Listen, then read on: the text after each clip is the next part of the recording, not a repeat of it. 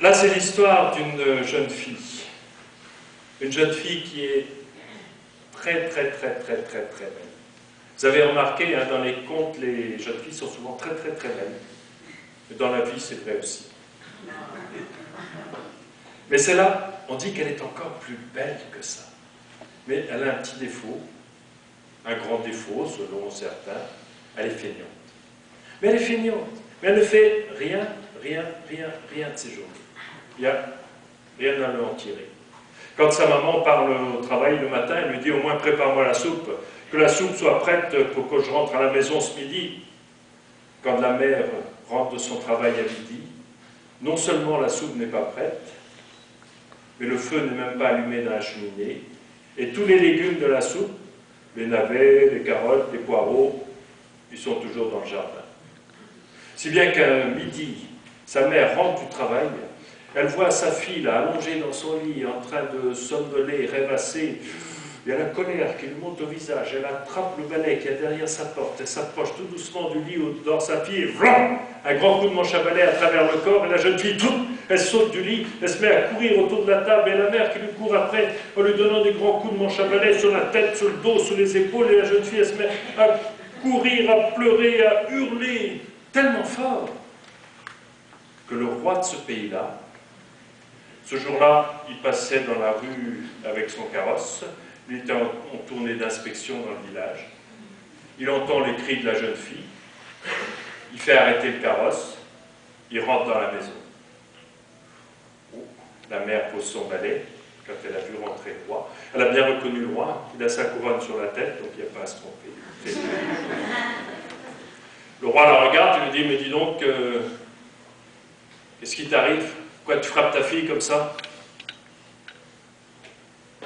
Est-ce que je suis obligé? Tu es peut-être obligé, mais pourquoi? Ben, parce que ma fille est trop courageuse. Je suis obligé de lui taper dessus pour qu'elle s'arrête de travailler. Quoi? J'ai encore jamais entendu une histoire comme ça. Lui taper dessus pour qu'elle s'arrête de travailler? Qu'est-ce qu'elle fait comme métier, ta fille? Et la mère lui dit, regarde le rouet qui est ici. La fille est fileuse. Et si je ne l'oblige pas à prendre du repos, eh bien, elle continuerait à filer toute la journée, une bonne partie de la nuit, même à la lueur de la chandelle le soir, et elle va finir par être bossue, toujours penchée sur son rouet, et puis tissée à la lueur de la chandelle, elle va perdre sa vue. C'est pour ça que je tape dessus, c'est pour qu'elle prenne du repos, c'est tout. Oh ben ça alors, dit le roi, pas banal. Mais ça m'intéresse ton histoire. Figure-toi que moi, dans mon palais, j'ai plein de laine à filer et j'ai personne pour faire le travail. Alors, je veux bien prendre ta fille chez moi.